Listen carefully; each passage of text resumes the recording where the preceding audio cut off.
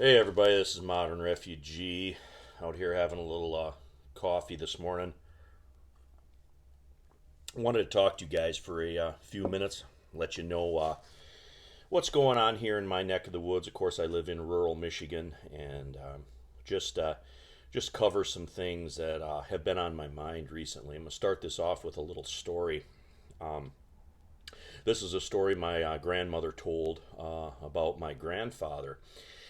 And what it was is he started getting older. He was going to go sell some of his cattle. So he loaded his cattle up and he took them over to our local stockyard that we had here at the time. And when he got there, there was a bunch of guys standing at the entranceway to pull in for the stockyard.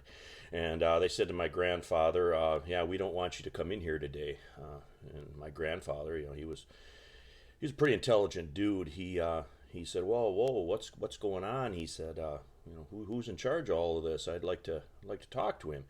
And the guys that were there, they said, "Yeah, we'll get him for you." And a little bit later, another guy came over and he said, "Yeah," he said, we're striking here today, and we are trying to get more money or wages or whatever it was at the time that they were trying to accomplish, and we don't want any of the farmers to bring their stuff in here today, and we kind of like you to kind of wait to come back." And my grandfather kind of looked around and he says, "Well," he says, "all right," he says, I'll take my stuff back home, but he says, "Man, I've got an old guy, and I'd like to.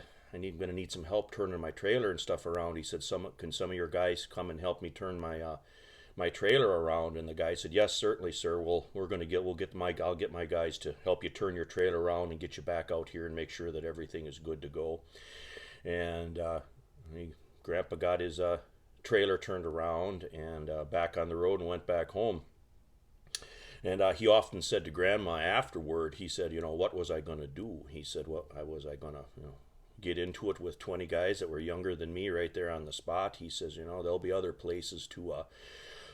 times and places to sell my cattle and stuff." So that gets into, picking your battles, and sometimes living to fight another day is just as important as it is, getting into it right away.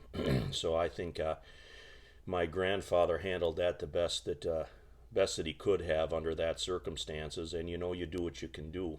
And it's one of the things that I wanted to talk to you guys today about. A lot of people talk about plans. A lot of prepping channels, they got a plan for this, they got a plan for that. And there's a Mike Tyson saying, if you've never heard it, everybody's got a plan until they get punched in the mouth. And I'm more of a proponent of having tools compared to plans. I would rather have tools to help me cope with things, because I'm probably not going to know what's going to happen. I can speculate all I want, but sometimes life throws you those curveballs and you don't know what's going to happen. So, tools can be something as simple as, physical tools, or they can be things like cash, having your bills paid in advance so that you got a little bit extra time to go make some money. I mean, tools can be phone numbers, they can be contacts for people that you can get a hold of to have different things done, different ways of communicating with people. These are all tools that can be used if everything goes bad.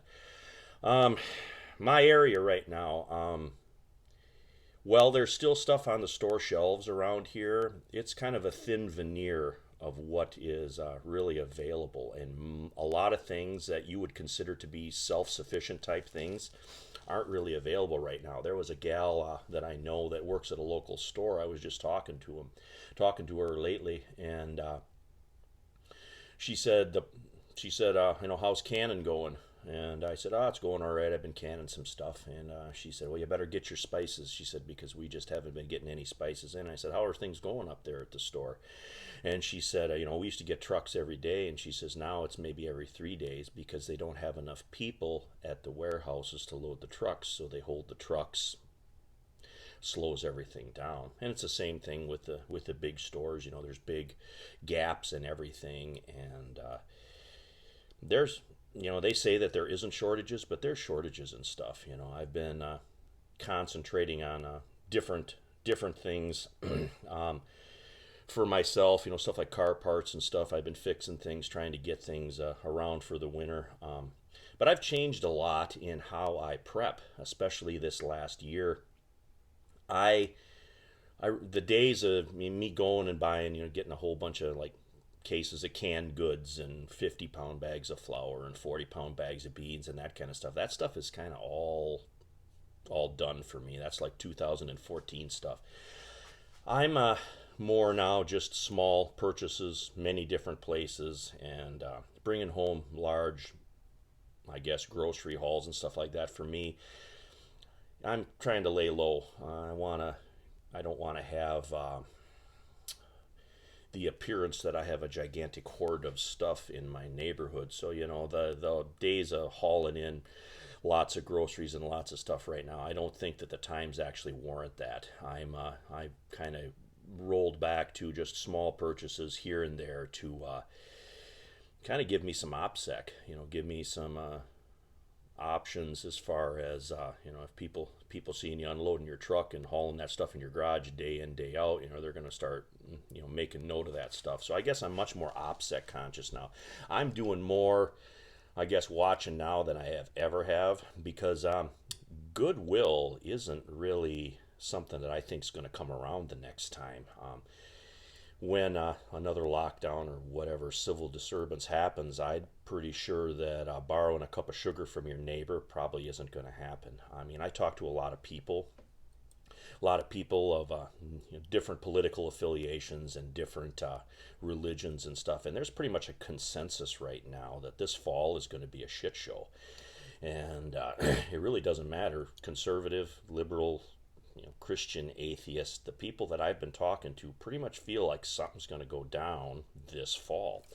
And, perception's reality.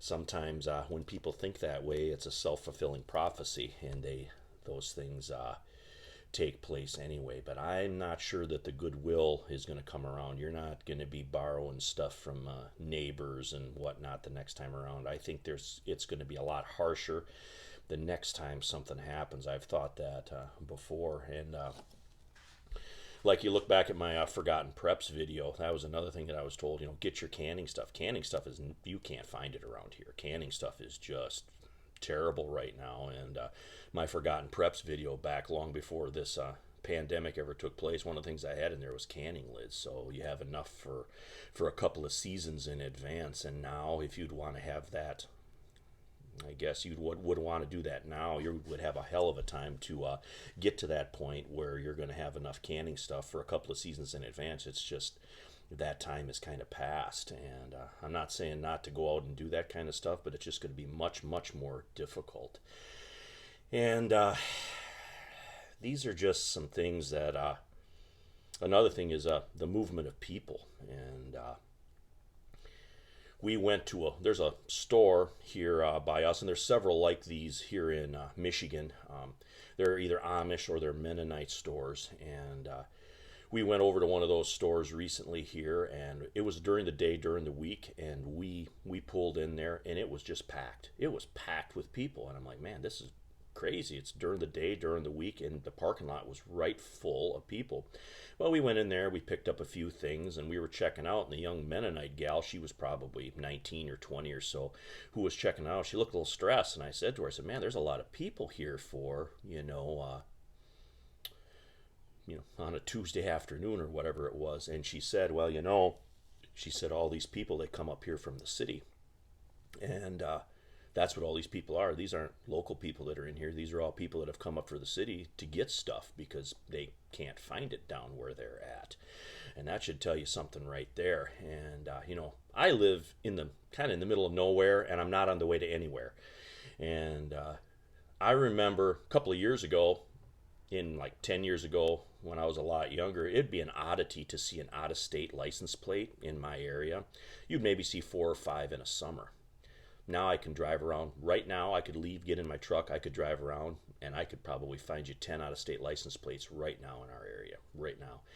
So, people are moving, and there's just more people around. This is a kind of a small area here, and Everything has kind of gotten worse. The traffic's worse. There's less stuff in the stores because there's more people coming up here buying stuff. There's just a lot of, you call it what you want, demographic change or whatever that's going on right now that I notice in my area. And none of these things seem to be getting better. Everything seems to be getting worse.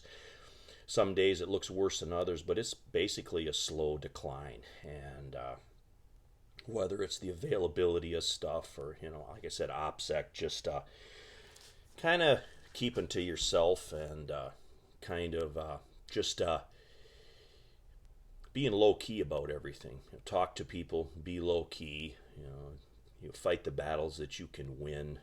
Have tools instead of plans because things go sideways. These are just all things that I wanted to talk about in this little video here. I wanted to let people know kind of what's going on out here in the country to a certain extent, because I don't see where things are getting better or even stabilizing. It's everybody's sort of on pins and needles waiting for the next thing to happen, and that can be a dangerous medium for a spark to land in and set everything off and go right back to what it was last spring, if not worse. And I think we were probably about, I'd say, a week. Last spring, I think we were a week away from some real crap happening, and I think they got a little bit of a handle on things and it calmed down just a little bit, but I think we were really close. I also think that we were probably about 2 weeks away back in 2008 when the stock market crashed from everything going to hell in a handbasket, and how many times are they going to be able to pull something like that back from the brink? And I guess that's another point that I wanted to mention here. So, it's just, you do what you can. It's not a perfect world, and we don't, not everybody has a perfect set of circumstances where they can prep and have everything squared away. Once things start happening, you're going to have to start coping and reacting to different things, and you're going to be maybe stuck with just what you have at that particular moment. So that's just some of the things that I wanted to talk to you guys about today. Kind of wanted to bring those things up, let you know how things have been here in my area. Like I said, there are shortages of stuff. I mean, there is stuff out there to get, and there are still things that can be bought and purchased and still put up. And my garden's actually been doing well. I got probably a bushel of potatoes that I got dug already. We started canning. I've canned bread and butter pickles already. I've been canning dry beans that I had in storage. That way they're just ready to eat out of the can. Don't have to do anything, throw a little spices or seasonings in. Like I said, I mentioned the spices and the canning stuff especially are bad.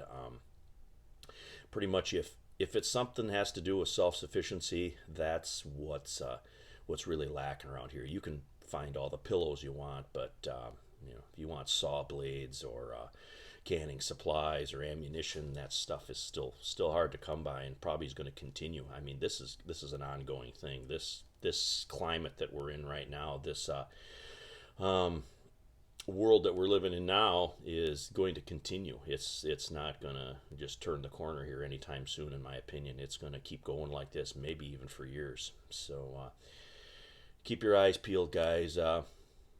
Keep a watch on everything that's going on. If you guys want to, put down in the comments what you're seeing in your area, what's available, what isn't available. Are you seeing people moving? Is there an anxiety in the people where you're at? What does that situation look like? Because I got subscribers from all over the place, all over the world, and all over the country. It'd be interesting to know what all your guys' comments are and what you guys are seeing in your area, so you can put that down if you'd like. But anyway, this is Modern Refugee. I appreciate all my subscribers out there. Just wanted to have this little talk with you guys this morning, and you guys take care the best you can out there, you hear?